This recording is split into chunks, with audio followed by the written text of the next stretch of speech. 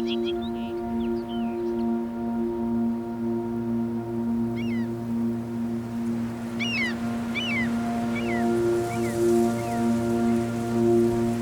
first conscious memory was the sleek slithering of an otter, just a little more than a shadow swimming in the river Lagan. I remembered the warmth of Mum's hand on that cold winter's day, the day before the snow melted and all became grey, lifeless in comparison. I knew I'd witnessed something special, sacred. My 3-year-old consciousness became elemental. Knowledge passed from otter to me and inhabited my being. From then on, a glow spread inwards, and I was open to everything around me. All life surged with wonder. All life spoke to me with an understanding that we had a bond, that if broken, I would shatter too. As I grew, I witnessed that not all felt this connection to our wild neighbours. I began to see a fragmented world tainted by blind disconnect, as if a blindfold invisibly crept over the eyes of the masses. The threads that gently hold us to our wild world are becoming so thin, they barely catch the early morning light. The weight of us is becoming so great that the natural world is cracking under the pressure.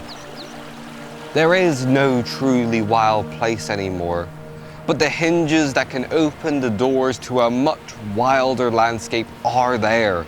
They live deep down in each and every one of us. Before life became so fast, they swung open with such joy, and they can again. I have never experienced nature intact. When I climb mountains, the bleating of sheep drown out the fragile song of the skylark and the haunting creak of a lone raven.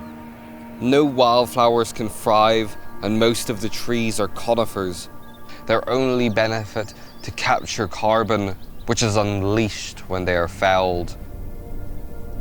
I walk on blackened heather, burned not for regeneration, but for clearance and money. Devastation on every warm day. You may have lived through an abundance of nature, but young people today, we have never experienced this. Will my generation ever see the beauty which our elders had?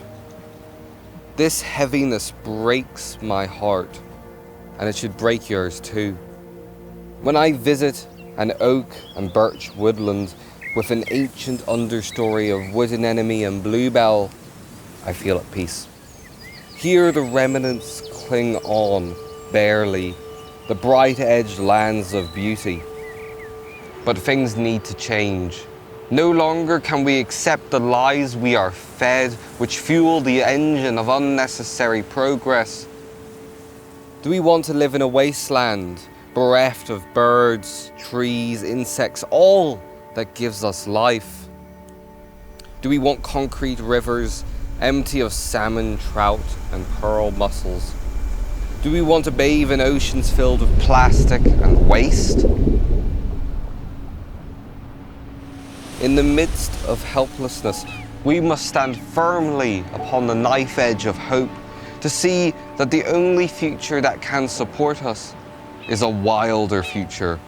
For nature is not separate. We are connected to every living thing. Without nature, there is no us.